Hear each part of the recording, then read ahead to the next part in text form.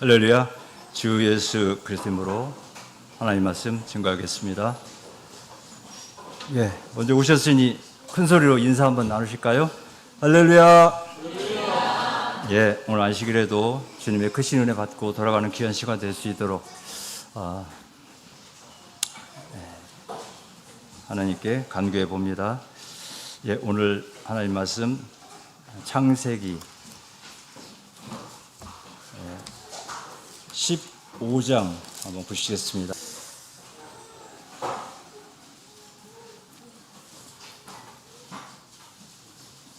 창세기 16장을 아시려면 15장을 보셔야 16장을 이해가 갈 수 있어서 15장부터 제가 간추려서 읽을 테니 같이 속으로 따라 읽으시기 바랍니다.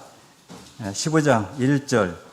이후에 여호와의 말씀이 이상 중에 아브라함에게 말하여 가라사대 아브라함아 두려워 말라. 나는 너의 방패요 너의 지극히 큰 상급이라. 아브라함이 가로되 주 여호와여 무엇을 내게 주시려나이까. 나는 무자하오니 나의 상속자는 이 다메섹 엘리에셀이니이다. 3절. 아브라함이 또 가로되 주께서 내게 씨를 아니 주셨으니. 4절. 여호와의 말씀이 그에게 말하여 가라사대 그 사람 너의 후사가 아니라 내 몸에서 날짜가 내 후사가 되리라 하시고. 5절.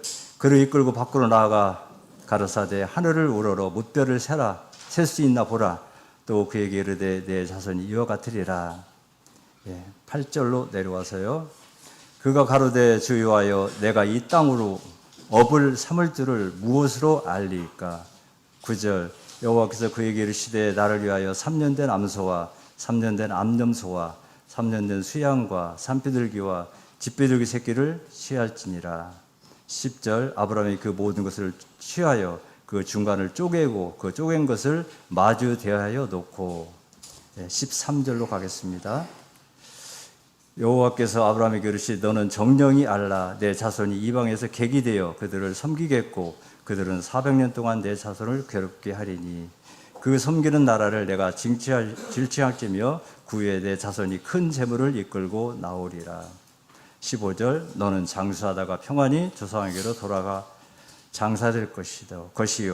17절.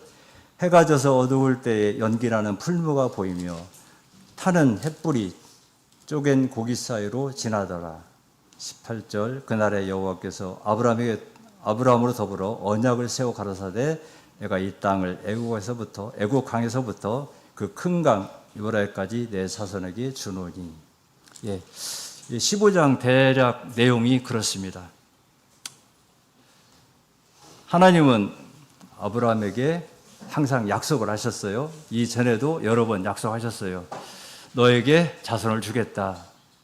그리고 너에게 땅도 주고 큰 후손도 주겠다. 이렇게 약속을 여러 번 하시고 거의 지금 10여 년이 흐르는 상황인데 그래도 아브라함의 마음은 하나님께서 언제 주시나 하고 기다렸었는데 주시지 않으셨어요. 그래서 어느 날 하나님께서 나타나셔서 너에게 주겠다. 그러니까 무슨 말씀이세요? 저는 지금 아무것도 없는데요. 하면서 여호와께 아브라함이 간구를 합니다. 그럼 어떻게 내가 그것을 믿을 수 있을까요? 그러니까 하나님께서 그에게 이렇게 해라 라고 해서 제사를 드리게 되죠. 그리고 하나님께서 나타나셔서 그 쪼갠 고기 사이로 지나가셨다. 그리고 언약을 세우고 이렇게 너에게 큰 자손도 주고 땅도 주겠다라고 이렇게 약속을 한번 하십니다. 제가 찾아본 이것이 5번째 약속이세요. 다른 약속 7번쯤 약속을 하셨는데 다른 약속은 전부 하나님께서 일방적으로 하셨어요. 내가 주겠다, 기다려라, 주겠다, 기다려라. 그런데 이 횃불 언약만큼은 아브라함이 요구를 했어요. 하나님 어떻게 저에게 주시렵니까? 약속을 하세요 라고 하니까 하나님께서 진짜 나타나셔서 횃불 언약을 맺으셨습니다. 대단하시죠? 그뿐만 아니라 미래의 청사진도 보여주셨어요. 너의 자손이 이렇게 될 것이다. 그리고 부자가 될 것이다. 그럼 너는 장수하겠다. 이렇게 미래의 청사진까지 싹 보여주셔요. 사실 아브라함은 자식이 없어서 거의 자식이 없이 그냥 포기 상태로 자기의 종 하나를 골라서 자기의 후손을 만들까 이렇게 생각하고 있었습니다. 그런데 하나님께서는 그게 아니다. 너한테 난 자손이 너의 후손이 될 것이다. 이렇게 약속을 하십니다. 그러나 아브라함은 그랬음에도 불구하고 16절에 가면 실수를 하게 됩니다. 신앙인은 다 실수할 수 있어요. 아브라함도 하나님을 믿은 지 이제 10여 년 됐는데 실수했습니다. 실수하지 않는 신앙인이 있을까요? 너나 나나 다 실수하는 신앙인들 많습니다. 우리 참 교회다, 우리 참 신앙인이다, 세례도 받고 성령도 받았다 라고 주장하는 우리 참 교회 사람들도 날마다 실수합니다. 저도 매일같이 실수합니다. 그럼에도 하나님께서는 그것 때문에 우리를 다그치시거나 내쫓으시거나 그러지 않습니다. 다시 이렇게 세우시고 다시 우리를 세워주셔요. 우리가 믿음의 슬럼프에 빠질 때도 있습니다. 내 믿음이 왜 이러지? 라고 느낄 때 있습니다. 그렇다고 해서 하나님의 구속사업이 거기서 중단될까요? 그렇지 않습니다. 하나님의 구속사는 그래도 계속 이어집니다. 하나님께서는 어떻게든 우리를 이렇게 세우셔서 우리의 구속사업을 세우셔요. 오늘 아브라함의 실수를 통해서 우리가 어떻게 하면 신앙인으로서 승리하는 삶을 살 수 있을까? 함께 생각하는 귀한 시간 되길 간절히 소망해 봅니다. 16장 1절 보겠습니다. 16장 1절. 아브라함의 아내 사레는 생산치 못하였고 그에게 한 종이 있으니 애굽 사람이요 이름은 하갈이라. 문제는 승리하는 신앙인이 되기 위해서는 내 앞에 닥쳐 있는 현실적 문제를 믿음으로 해결해야 된다는 것입니다. 아브라함이 집에 딱 와보니 정말 하나님으로부터 언약의 도장을 딱 받고 정말로 충만한 마음으로 이제는 하나님께서 나에게 아들을 주시나 보다. 정말로 나타나셔서 횃불 언약을 맺으셨으니까 이제는 꼭 주시겠지 하고 집에 딱 왔는데 현실적 문제는 전혀 해결된 게 하나도 없어요. 늙어있는 할머니 사라가 있고 늙어가고 있는 자기 85세 된 자기 아무도 없어요. 고요합니다. 아기의 소리가 들리든지 아니면 사례가 배가 부르든지 뭐 좀 징조가 보여야 하나님께서 약속하신 걸 좀 믿고 따라갈 것 같은데 전혀 진전된 게 하나도 없어요. 집에 와보니 아무것도 변한 게 없어요. 그냥 현실적인 문제 그대로 정말로 낙담하고 슬프고 이걸 어떻게 해야 될지, 다시 하나님을 찾아야 될지 아니면 하나님을 저버려야 될지 마음에 갈등만 생깁니다. 우리 모두는 우리 삶 속에서 내가 하나님을 믿는다, 정말 참 하나님을 찾았다 하지만 우리 삶 속을 가만히 생각해 보면 항상 현실적인 문제 때문에 갈등하고 고민하고 고난받을 때가 많습니다. 그 문제만 해결되면 뭔가 좀 될 것 같은데, 내 직장만 어떻게 해결되면 어떻게 교회를 좀 잘 나와볼 것 같은데,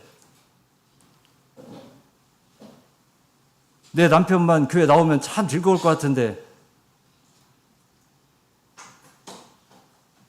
전혀 반응하지 않은 우리 자녀 하면서 우리 자녀만 교회 나오면 정말로 행복할 것 같은데 라고 하는 그런 현실적인 문제 속에서 우리는 항상 고민하고 힘들어하고 어려워합니다. 그 현실적인 문제를 잘 해결하지 아니하면 이 아브라함처럼 우리도 실수하게 되고 승리를 못하는 자가 될 수도 있습니다. 제가 어렸을 때 중학교 때 영혼에 열심히 쫓아다녔어요. 제가 부여에 살았는데 그때 부여교회는 굉장히 기울어지고 있는 상태였습니다. 사람들이 하나 둘 도회지로 이사가고 그 시골에는 정말로 남아있는 사람이 몇 되지 않았어요. 그런데 영훈회에 가보니까, 학생 영훈회에 가보니까 대학교 형들부터 시작해가지고 초등학교 6학년까지 200여 명 모여가지고 막 기도하고 먹고 좋아하고 놀고 막 저녁에 잠 안 자고 까불고 돌아다니고 이러다가 딱 일주일 영훈회 마치고 교회에 딱 가보니 찬바람만 불어요. 아무도 없어요. 그게 현실이에요. 마음이 철렁 내려앉았습니다. 우리 교회 왜 이러지? 내가 여기서 정말 교회 생활 할 수 있나? 지금은 정말 행복합니다. 또래들이 여럿 있고 젊은 사람부터 연세 드신 분까지 이렇게 많이 계시니 지금은 전혀 그런 생각하지 않고 있습니다. 그런데 그 당시에는 그런 마음이 있었어요. 그게 현실입니다. 우리 교회에 현실적인 문제가 하나둘 있는 것은 아니에요. 그러나 그것을 바라보면 우리의 믿음에 실수가 올 수 있습니다. 아브라함도 그랬습니다. 2절을 보겠습니다. 16장 2절. 사레가 아브라함에게 이르되 여호와께서 나의 생산을 허락지 아니하셨으니 원컨대 나의 여종과 동침하라. 내가 혹 그로 말미암아 자녀를 얻을까 하노라 하매 아브라함이 사라의 말을 들으니라. 이렇게 어려운 상황에서 현실의 문제에 꽉 닥쳐 있는데 꼭 하나님이 이때 시험을 하세요. 어려운 문제를 주십니다. 어제 바로 하나님께서 나타나셔가지고 너에게 자식을 주겠다. 정말 강하게 언약을 맺으셨는데 오늘 집에 와보니 현실적인 문제에 꽉 부딪혀서 아내가 말하는 말에 그대로 넘어가고 마는 그런 상황이 되었어요. 사례는 화가 났어요. 하나님께서 나의 생산을 허락지 아니했다. 그것은 기쁨으로 하는 말이 아닙니다. 화가 나서 하나님께 대드는 말입니다. 하나님 왜 이러십니까? 왜 나에게 아들을 안 주십니까? 원망하는 말입니다. 그렇게 원망을 해놓고 대책으로 나의 여종에게 장가 들어라. 이렇게 아브라함에게 조언을 해요. 얘기를 합니다. 그러면 아브라함은 어떻게 했을까요? 아니야, 어제 하나님이 나타나셔서 나와 강하게 언약을 맺으셨어. 전혀 그럴 일은 없어. 기다려봐. 이렇게 했으면 얼마나 좋았을까요? 여기 보니까 아브라함이 사라의 말을 들었다. 그렇게 되어 있습니다. 당시 상황은 여러분이 다 알지는 모르겠지만 당시 상황은 자녀가 없으면 다른 사람으로부터 자녀를 얻는 것이 통칭 사회의 그냥 풍습이에요. 당연한 거예요. 사라도 당연하게 얘기를 했어요. 그렇게 하시면 됩니다. 이렇게 해서 우리 아들을 얻읍시다. 그러면 아브라함은 어떻게 했어야 될까요? 어제 하나님께서 나타나셨으니까 그럼 한번 하나님께 물어보면 어떨까? 라고 생각하고 하나님을 한번 생각했었으면 참 좋았을 것을.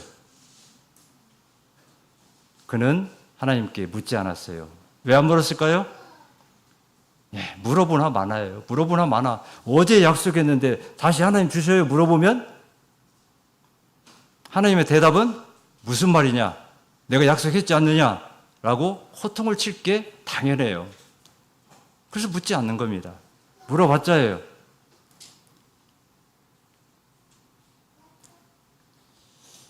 잠언 3장 5절을 보겠습니다. 잠언 3장 5절.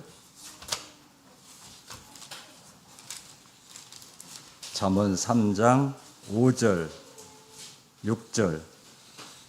잠언 3장 5절, 6절. 같이 읽으시겠습니다. 잠언 3장 5절. 너는 마음을 다하여 여호와를 의뢰하고 내 명철을 의지하지 말라.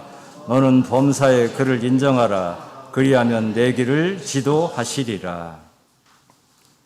하나님이 인도하시겠다는 겁니다. 하나님께서 너를 인도하시겠니 너는 물어보라. 하나님께서 아무리 내가 명철을 가지고 있다 하도 하나님만큼 되겠냐. 내가 인도하겠다는 겁니다. 우리도 결정적인 순간에 하나님께서 묻는 그런 신앙인들이 다 되었으면 좋겠습니다. 인생의 중요한 결정을 할 때 항상 하나님의 말씀을 따라서 결정하는 그런 성도들이 되셨으면 좋겠습니다. 야고보 사도는 사람은 실수가 많다 그렇게 얘기하고 있습니다. 그러나 하나님은 절대 실수하지 아니하신다. 우리 앞에 닥쳐있는 현실적 문제가 많이 있지요. 정말 낙담하고 이게 해결이 언제 되나. 그때까지 기다려야 되나. 그러시지는 않으시죠? 답답한 현실적인 문제, 답답한 현실적인 벽을 넘어서 믿음으로 모든 것을 잘 해결하시는 모든 성도들 다 되시기를 소망합니다. 자, 두 번째는 16장 3절, 4절 보겠습니다. 16장 3절, 3절만 보겠습니다. 같이 읽으시겠습니다. 3절. 아브라함의 아내 사레가 그 여종 애굽 사람 하갈을 가져 그 남편 아브라함에게 첩으로 준 때는 아브라함이 가나안 땅에 거한 지 10년 후이었더라. 두 번째는 하나님께 맡기고 기다리는 신앙인이 승리하는 신앙인입니다. 여기 10년 후이었더라. 그러면 85세라 그 얘기입니다. 75세에 불렀으니 이제 하나님을 믿은 지 아브라함이 딱 10년 됐어요. 이 10년이라는 숫자는 완전수예요. 할 걸 다 했다는 의미입니다. 내가 기다릴 만큼 다 기다렸다는 뜻이에요. 이제 더 이상 안 기다리겠다는 그런 의미입니다. 완전히 기다렸다. 더 이상 기다릴 수가 없어. 나는 할 걸 다 했어.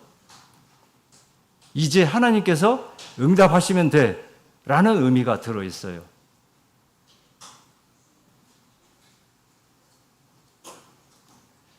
어떻게 10년 믿음 생활을 해보니 성숙한 그런 신앙인이 되셨을까요? 저를 생각해 보면 제가 모태부터 시작하면 거의 70년 가깝게 하나님 곁에서 있었는데, 성숙한 신앙인은커녕 요령만 들은 것 같아요. 어떻게 하면 예배 시간에 조금 어떻게 해볼까? 어떻게 하면 오늘도 좀 쉽게 안식일을 지내볼까? 어떻게 하면 기도를 한 것처럼 느껴볼까? 이게 요령만 늘어가지고 어떻게 하면 하나님을 살짝 속여볼까? 10년이면 하나님 앞에는 아무것도 아닌 시간입니다. 그건 사람의 생각입니다. 아브라함은 10년이 지났지만 하나님은 이제 1초 지난 거예요. 이제 막 믿기 시작한 사람이에요. 그런데 본인은 저는 10년 기다렸으니 이제 주셔야 되지 않습니까? 이제 더 이상 못 참습니다. 그런 의미입니다. 저는 성경을 예전에 어렸을 때 이렇게 성경을 읽으면서 이게 이스라엘 민족이 출애굽하는 그런 장면을 이렇게 주의 깊게 재미있게 그렇게 보았습니다. 그런데 가장 이해가 되지 않는 것은 왜 하나님이 40년이나 광야에서 그렇게 이스라엘 민족을 끌고 다녔을까? 그냥 일주일이면 들어가는데 뭐 그렇게 사람을 고생시키고 그 광야에서 그 많은 사람들 다 죽이고. 이해가 안 가요. 지금도 이해가 안 가는 면이 있습니다. 그런데 가만히 생각해 보면 하나님의 40년은 우리의 4분이나 마찬가지예요. 하나님은 40년이나 4분이나 4초나 똑같은 한 점이에요. 긴 시간을 봤을 때 하나님 앞에 40년은 아무것도 아니에요. 그냥 순간입니다. 우리가 생각할 때 40년이지. 근데 사람이 기다림이라는 것은 참 힘들어요. 사람이니까 그렇습니다. 하나님은 그냥 그거나 저거나 아무 상관없어요. 제가 모세의 어머니의 그 마음을 조금 느껴보는 그런 시간을 지금은 예전엔 몰랐는데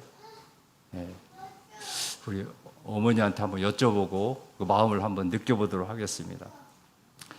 출애굽기 2장 2절에 보면 요게벳이 아기를 낳는데 그 아기를 딱 보니 참 준수했다.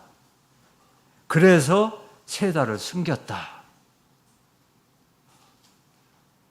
준수했다는 다른 말로 잘생겼다. 그런 뜻입니다. 어디 어머니가 있지요? 여기에? 여기 도화 어머니가 계시네. 도화 낳았을 때 도화가 어땠어요? 참 잘생겼었어요? 아니에요? 그러면 버려도 될까요? 아니죠. 예. 잘생겨서 숨겼을까요? 어머니 요게벳이? 아니에요. 그 준수했다라는 그 의미 속에는 하나님의 뜻이 있었다. 하나님의 영적 의미가 있었다. 하나님의 계획이 있었다. 그런 의미예요. 그것을 요게벳은 보았어요. 그러니 숨길 수밖에 없는 거잖아요. 잘생기면 숨기고 못생겼으면 버리고 그럴 수는 없잖아요. 그래서 요게벳의 노래라고 하는 그 노래를 염평아이라는 사람이 이렇게 작사 작곡했는데 참 가사가, 그 사람은 참예수 교회 다니는 사람도 아닌데 어떻게 가사를 이렇게 지었을까? 정말 신앙적으로 가사를 만들었다 하는 그런 생각이 들었어요. 그 마지막 부분에 보면 그렇게 가사가 나와 있어요. 제가 찬양은 잘 못하지만 잠깐 하겠습니다. 너의 삶의 참 주인, 너의 참 부모이신 하나님 그 손에 너의 삶을 맡긴다. 너의 삶의 참 주인, 너를 이끄시는 주 하나님 그 손에 너의 삶을 드린다.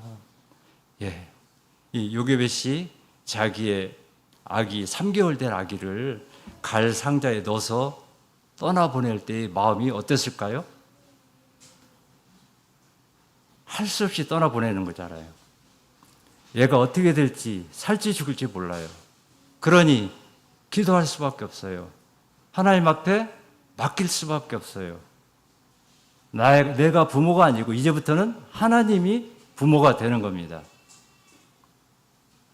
하나님이 참 부모가 되는 거예요. 그래서 그분에게 맡기고 그리고 드릴 수밖에 없어요. 요게벳은 그렇게 찬양했으리라 저도 생각이 듭니다. 갈 상자, 방주 많이 들어봤죠? 특징이 있어요. 노가 없습니다. 키가 없어요. 방향을 가눌 수가 없습니다. 누가 이끌어야 될까요? 하나님이 이끌 수밖에 없습니다. 하나님께 맡길 수밖에 없어요. 그리고 기다릴 수밖에 없습니다. 우리 교회는 마지막 방주라 그렇게 얘기합니다. 교회도 방주입니다. 사람의 생각으로 이끌어야 될까요? 아닙니다. 교회는 방향, 키가 모두 하나님 앞에 있어요. 하나님이 이끌어야 됩니다. 하나님께 맡겨야 됩니다. 그리고 우리는 기도하고 기다릴 수밖에 없어요. 완전히 맡기고 하나님께 맡기고 기다리는 신앙은 정말로 믿음의 최고봉이다. 정말 승리하는 신앙인이다. 그렇게 말씀을 드릴 수 있겠습니다. 아브라함도 하나님께 맡기고 좀 기다렸으면 어땠을까 하는 그런 아쉬움이 있어요. 10년 기다렸으니 됐다라고 치부해버리는 그 아브라함의 마음은 이해는 됩니다. 우리도 그러잖아요. 맡기고 얼마 안 돼서 1년도 안 돼서 이제 한 일주일 기도하고 왜 하나님께서 안 주시지?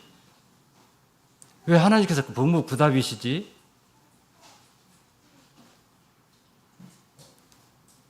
그게 사람의 마음입니다. 10년을 기다렸으면 정말 잘 기다린 건 맞아요. 그러나 지금 우리의 입장에서는 아브라함이 좀 더 기다리면서 기도했으면 얼마나 좋았을까? 아마 여러분도 커서 내가 그때 좀 기다렸으면 얼마나 좋았을까? 후회할 수도 있습니다. 우리가 기도하는 것이 있다면, 내 앞에 문제가 있다면 하나님께 맡기고 기도해서 꼭 승리하는 그런 참 성도가 되시길 소망합니다. 자, 세 번째는 16장 4절 5절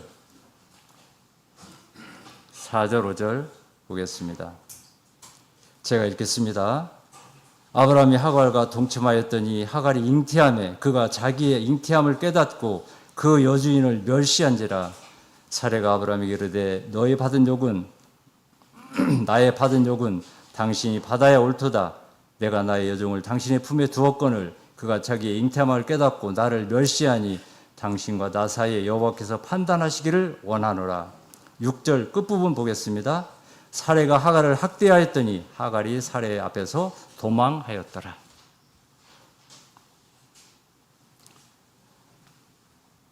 세 번째는 심는 대로 거둔다는 것을 믿고 이겨내야 합니다. 그래야 승리하는 신앙인이 될 수 있습니다. 심는 대로 거둔다라는 것은 이것은 변할 수 없는 하나님의 창조 질서예요. 콩을 심으면 콩이 나는 거 맞습니다. 팥을 심으면 팥이 나야 돼요. 감자를 심었는데 고구마가 나올 수 없습니다. 사과나무에서 감이 열릴 수 없습니다. 우리가 사랑을 심으면 사랑으로 거두는 겁니다. 아브라함이 정말 아들만 얻으면 뭔가 행복하리라 이렇게 생각이 들었어요. 그래서 아들을 얻었어요. 행복했을까요? 그때부터 분란이 시작됩니다. 가정의 분란이. 조용했던, 둘만 살아도 행복했던 이 가정에 갈등이 생기고 불행이 생기고 다툼이 일어났어요. 왜 그랬을까요? 바울 사도는 이것을 하나님의 뜻에 따르지 아니한 사람이 선택한 길이었기 때문에 그랬다라고 말씀을 하고 계십니다. 이것은 우리 인생사에 처음부터 끝까지 적용되는 법칙입니다. 심는 대로 거두는 것이 우리 인생이에요. 신앙이도 마찬가지입니다. 심는 대로 거두는 것이 맞습니다. 저는 야곱이라는 사람을 썩 좋아하지는 않는데 그의 인생을 보면 이 사람은 참 보통 사람이다 라는 생각을 합니다. 나와 같은 사람이네. 왜?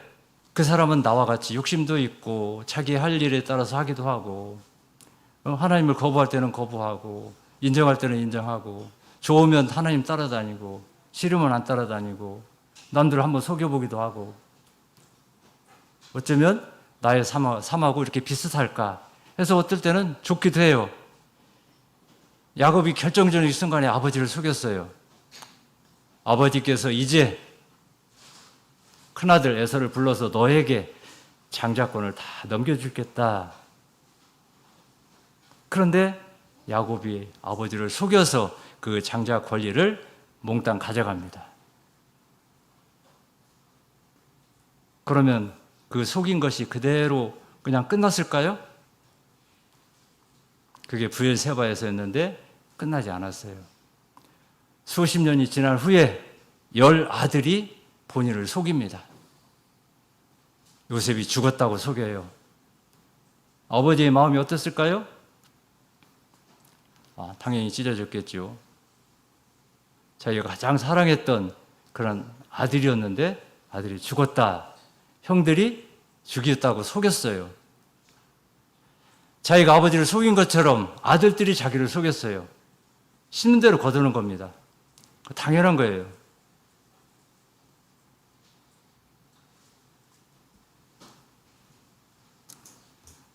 갈라디아서 6장 7절을 보겠습니다. 갈라디아서 6장 7절.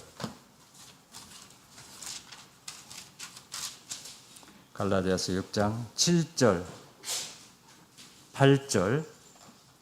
갈라디아서 6장 7절, 8절 같이 읽으시겠습니다. 갈라디아서 6장 7절. 스스로 속이지 말라. 하나님은 만홀이 여김을 받지 아니하시나니 사람이 무엇으로 심든지 그대로 거두리라. 자기의 육체를 위하여 심는 자는 육체로부터 썩을 것을 거두고 성령을 위하여 심는 자는 성령으로부터 영생을 거두리라. 바울 사도가 갈라디아 교회에 보낸 편지서 중에서 마지막 부분이에요. 스스로 속이지 말라. 내 자신 속이지 말라는 거예요. 잘 되겠지. 내가 이렇게 해도 되겠지. 라고 속이지 말라는 겁니다. 아닌 건 아니라는 거예요.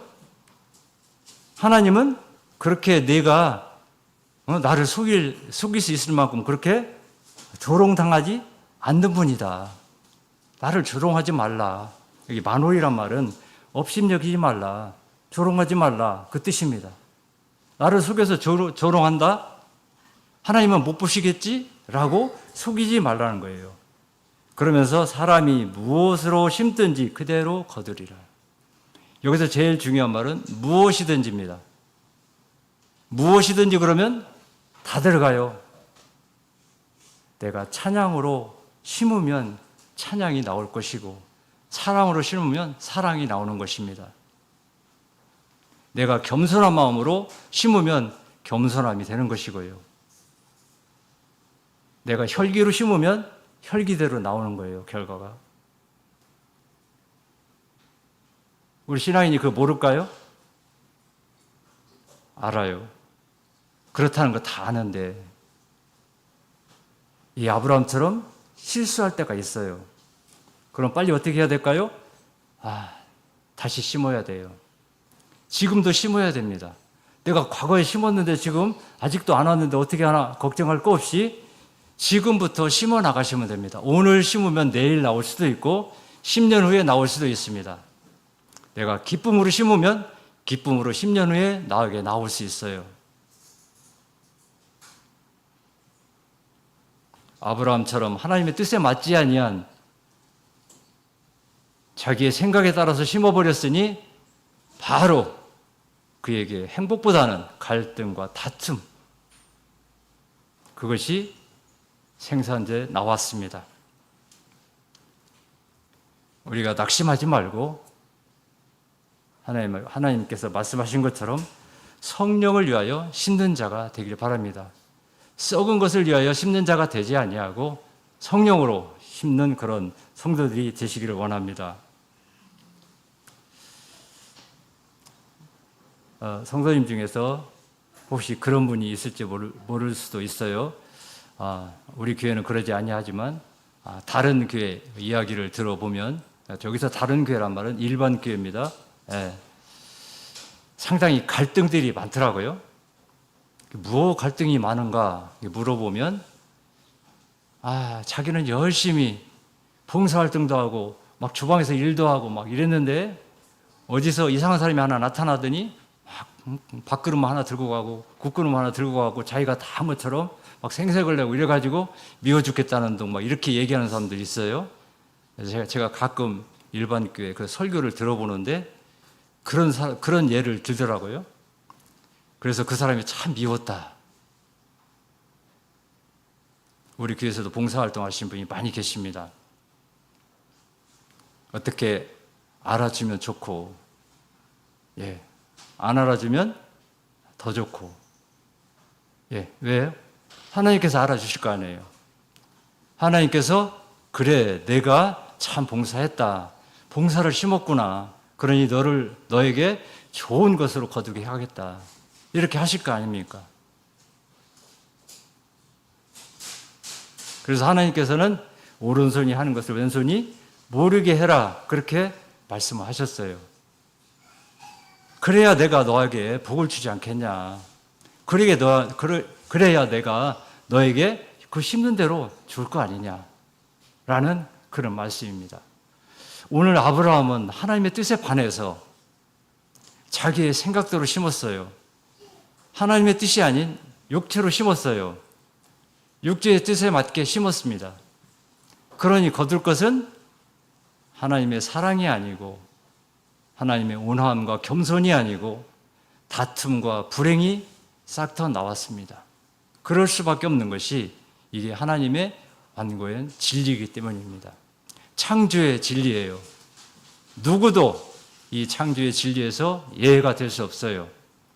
이것은 인생이 처음부터 시작할 때부터 끝까지 죽을 때까지 그대로 적용되는 법칙입니다. 우리는 낙심하지 말고 힘들더라도 내 앞에 어떤 문제점이 있더라도 항상 좋은 것으로 심고 좋은 것으로 거두는, 그래서 승리하는 그런 성도님들이 다 되시길 기도드립니다. 오늘 아브라함의 실수라는 제목으로 말씀을 드렸습니다. 아브라함은 하나님과 언약을 했어요. 변함없는 언약이에요. 하나님께서 직접 나타나셔서 횃불 사이로 지나가시면서 언약을 해주셨어요. 그런데 그 앞에 닥친 그 현실의 벽에서 그는 넘어가지 못하고 실수하고 말았어요. 하나님의 뜻을 알고 온전히 기다렸어야 되는데 기다리지 못하고 실수하고 말았어요. 우리는 승리하는 신앙인이 되는 것을 목표로 살고 있습니다. 그러니 오늘도 하나님 앞에 나왔습니다. 심는 대로 거둔다는 하나님의 진리를 마음에 새기고 살아야 되겠습니다. 매일의 삶 속에서 낙심하지 말고 하나님이 갚아주시겠다라는 걸 생각하면서 기다리며 살아야 되겠습니다.